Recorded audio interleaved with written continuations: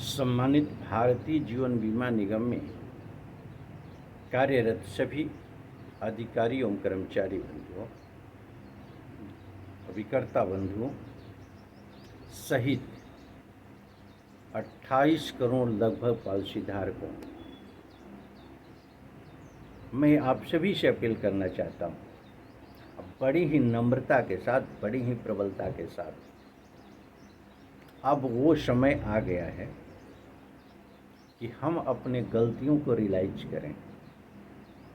अब वो समय आ गया है कि हम सभी की हितों को संरक्षित करते हुए बेहतर परफॉर्मेंस क्रिएट करें और सत्यमेव जयते के आधार पर करें।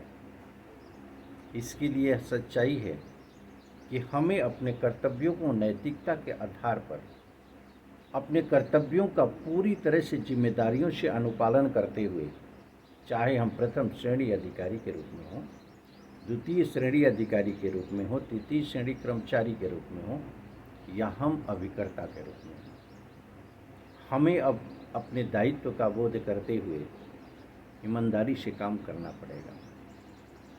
और यह सच्चाई है कि पॉलिसी धारक और अभिकर्ताओं के दमन के आधार पर 1956 से फूलती फलती व्यवस्था भारतीय जीवन बीमा निगम की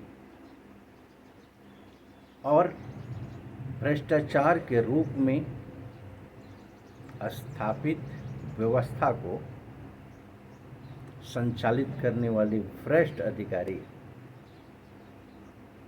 हमें उन अधिकारियों से कोई लेना देना नहीं है, उनसे कोई शिकायत नहीं है जो पूरी निष्ठा और ईमानदारी के साथ काम करते हैं। एक्सेप्शनल के रूप में परसेंटेज तो बहुत मुश्किल है, उनसे कोई शिकायत नहीं। लेकिन शिकायत है जो कि अभिकर्ताओं के पॉलिसी धारक के दमन के आधार पर भ्रष्टाचार क्रिएट करके, मिस मार्केटिंग करके जिन्होंने अपना साम्राज्य स्थापित किया है, वह साम्राज्य किस रूप में स्थापित किया है, इसका तो पर्दाफाश होना चाहिए। मैं अपील करना चाहूँगा कि अपनी मर्जी के हिसाब से पॉलिसी धारक और अभिकर्ताओं को हितों को संरक्षित करें। अभिकर्ताओं का भविष्य पूरी तरह से अंधकारमय है भारतीय जीवन बीमा निगम के अंदर, पॉलिसी धारकों का भविष्य भी अंधकारमय है भारतीय जीवन बीमा निगम के अंदर। मैं बड़ी ही काफ़ी प्रबलता के साथ बल देकर के कह सकता हूँ। इसके लिए जिम्मेदार अगर है तो भ्रष्ट प्रबंधन, जिसने विसंगति युक्त कृत कार्रवाई करते हुए पॉलिसी धारक और अभिकर्ताओं को बुरी तरह से अपने शिकंजे में फंसा रखा है। कभी भी किसी भी पॉलिसी धारक की पॉलिसी को निरस्त करते हुए उसके पैसे को जब्त करने का पूरा अपने पास अधिकार सुरक्षित रखा है। किसी भी अभिकर्ता को फंडामेंटल राइट का उल्लंघन करते हुए अपने द्वारा बनाई गई नियमावली के अंतर्गत अभिकर्ताओं को टर्मिनेट करते हुए, निलंबित करते हुए उसके समस्त कमीशन को जब्त करने का अधिकार अपने पास सुरक्षित रखा है। और इसको लेकर के एक आतंक का माहौल पूरे भारतीय जीवन बीमा निगम के अंदर बना करके ये शोषण की प्रक्रिया चल रही है। इस शोषण पर तत्काल प्रभाव से विराम लगना चाहिए और जवाबदेही सुनिश्चित होनी चाहिए और प्रथम श्रेणी अधिकारी, द्वितीय श्रेणी अधिकारी की आय से अधिक संपत्ति की जांच होनी चाहिए। कि तुम्हारा साम्राज्य कैसे बना है, किस रूप में बना है, यह निश्चित रूप से देश को बताना होगा, करोड़ों पॉलिसी धारकों को बताना होगा, लाखों लाख अभिकर्ताओं को बताना होगा कि इनके दमन के आधार पर आप किस रूप में स्थापित हो। यह बहुत ही गंभीर और चिंतनीय विषय है। दूसरा मुद्दा,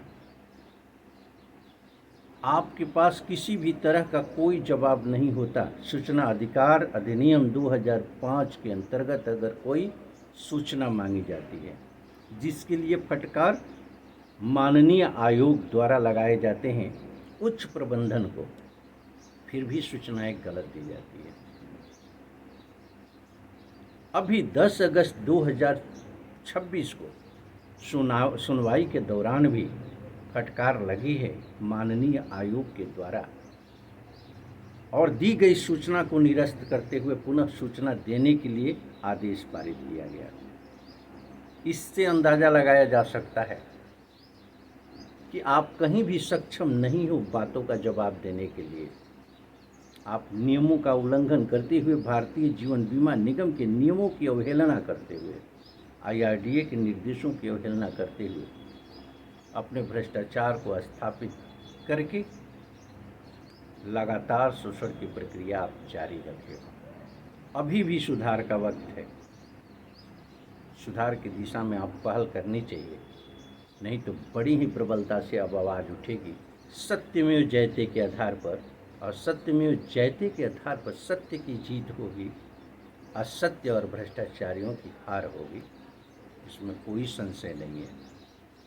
मेरा मानना है कि 31 अगस्त 2026 तक अपने अंदर परिवर्तन लाते हुए सामान्य स्थिति बनाने का प्रयास करें, अन्यथा आगे आंदोलन और तेज होगा, आपके विरुद्ध आवाज़ और प्रबल होगी, इसमें कोई संशय नहीं है।